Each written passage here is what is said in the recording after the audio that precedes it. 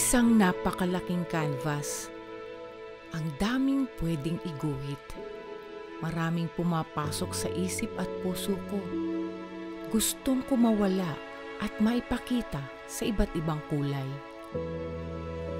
Pero ano kayang estilo ng pagpipinta ang angkop upang maipahayag ang aking saloobin at aksyon na ang kamay ay malaya at walang susunding panuntunan tulad sa realismo?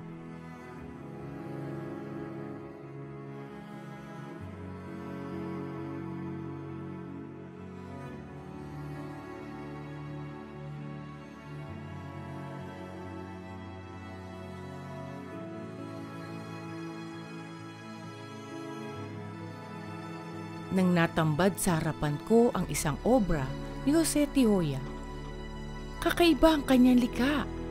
Paggamit ng magkakalapit na kulay, makakapal na pintura at ginamitan ng mabigat na paghampas ng paleta. Nagkaroon ako ng interes na kilalanin siya at subukang gayahin ang kanyang estilo. Abstract painting.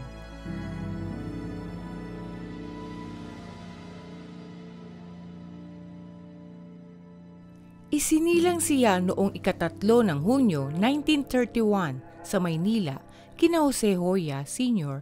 at Asuncion Tanig. Nagtapos siya ng Bachelier sa Fine Arts noong 1953 sa Universidad ng Pilipinas bilang kauna-unahang magna cum laude nito.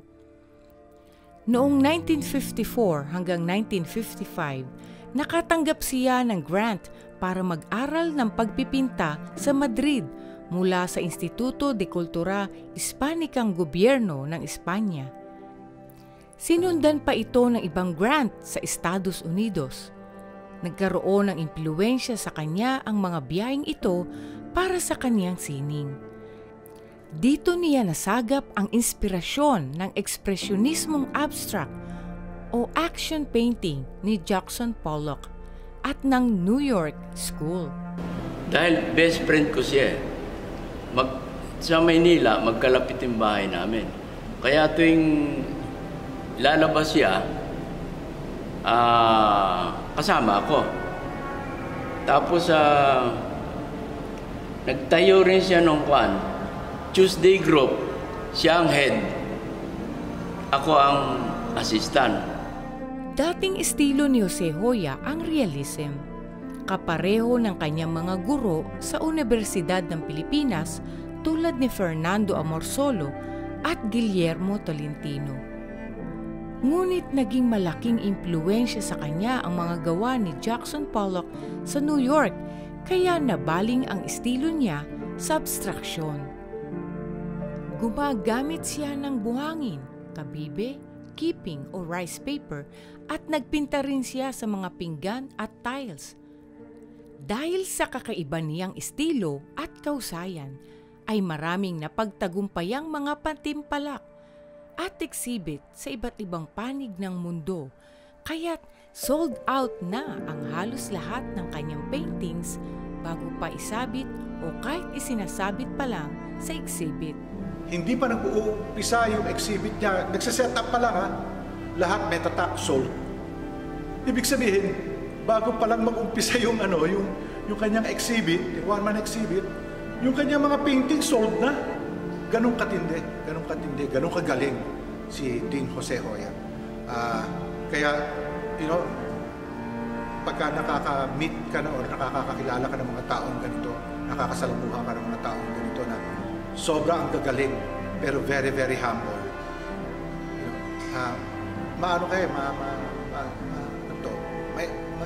I-inspire ka na ganun din, na kung makilala ka man, always maintain yung humility. Ganun siya. Ganun si Dean Jose Hoya. Ganun ang pagkakilala ko sa kanya. Very friendly, very humble, at syempre, super galing. Ang galing. Gumamit din siya ng pen bukod sa matitingkad na mga kulay. Kung ano yung kanyang nadarama sa paligid niya, yun ang inilalarawan niya sa kanyang painting na through abstraction. Karapat dapat talaga si Jose Tijoya na tanghaling pambansang alagad ng sining visual dahil sa kanyang pambihirang talento at kabutihang loob. Si Jose Hoya, kung tawagin namin si Dean Jose Hoya kasi naging dean siya sa UP. No? So, nakilala namin siya pag nag-exhibit sila dito, nag-one-man exhibit siya, pagka nagmi-meeting ang Lakan Sining, isa siya sa founder ng Lakan Sining nung panahon na yon. So dito sila sa HIAS, dito sila nag-assemble, dito sila nagmi-meeting. Kaya naman, yon somehow, nakakausap ko siya, napakabait na tao at napaka-matulungin. Gusto niyang tumulong sa mga young talents of Bulacan. Madali siyang lapitan eh. Kahit na doon sa mga contest, yung ibang mga matatagal ng artist, mga ka-label niya, pag tinawagan mo para mag-judge, pagka mga bata o mga hindi pumapayag eh. Pero si Dean Hoya, kahit na may ginagawa yan, mag-judge ka dun sa mga bagong sibol na bata. Okay. Ganun siya kabait. Meron din palang gallery sa Cebu na ipinangalan sa kanya bilang pagkilala sa kanyang malaking kontribusyon sa pagsulong ng sining. Hindi naging madali ang karera niya bilang pintor sa Amerika dahil sa matinding kompetisyon at pressure na madaliin ang kanyang paglikha ng ilang negosyante para ibenta. Kaya't umuwi na siya. At nang makabalik ng Pilipinas, ay maraming debate ang kinaharap upang tanggapin ang abstraksyon bilang lehitimong likhang sining visual. Ngunit dahil sa suporta ng pamilya, magulang na tubong San Miguel, Bulacan, ay napagtagumpayan niya lahat ito. At naging parang ibong malayang tinahak ang kanyang ibig. At ito ay pagyamanin ang paglikha at walang pag-iimbot na ibahagi ito sa kapwa Filipino, lalo na sa lalawigang pinagmulan ng kanyang magulang, ang Bulacan. Nang naitaguyod ang Lakan Sining ng Bulacan sa pangunguna niya. I encourage all of you na pasukin yung larangan na Magkaroon ka ng sariling identity.